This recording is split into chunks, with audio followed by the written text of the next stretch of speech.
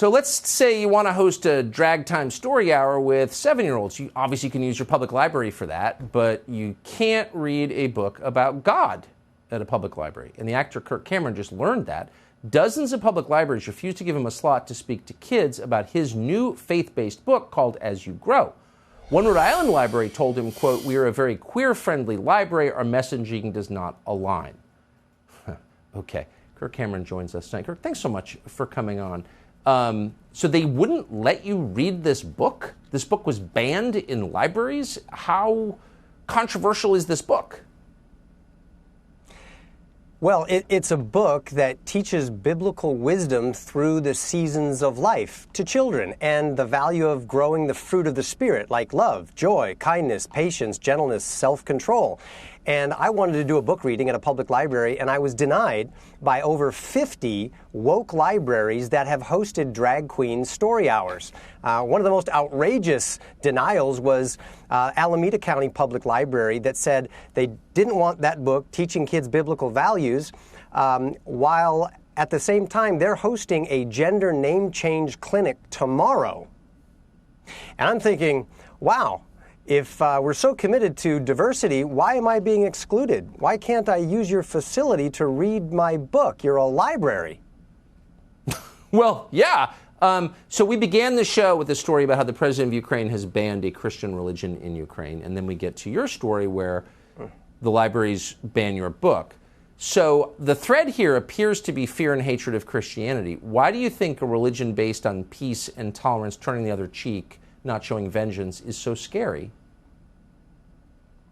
Well, my understanding of history is that the family and the church are two great pillars of Western civilization.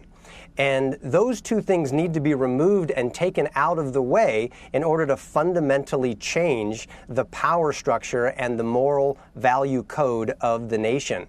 And that's why parents are fighting back. In fact, Tucker, hundreds of parents and librarians are now emailing us saying, we want your book and we want to host our own Brave Book Story Hour in our public library. So here's my call to action. I want every parent and every grandparent in America to get their favorite children's storybook, my book or other Brave books, or a book of the Bible. Call your local public library that has hosted a Drag Queen Story Hour and say, I'd like the chance to read my book in the library.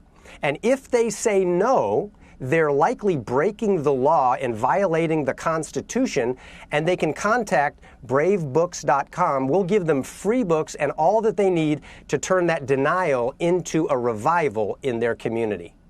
I think the posture that you're taking, which is gentle and calm and brave and persistent, is something I personally can learn from. Less outrage, more rational response.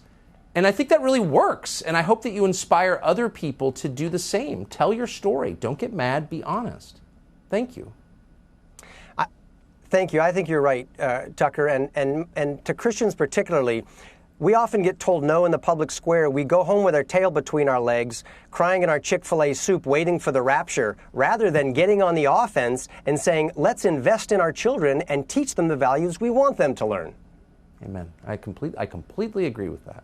And the way you're doing it is the way to do it. I appreciate it. Kirk Cameron, thanks. Thank you, Tucker.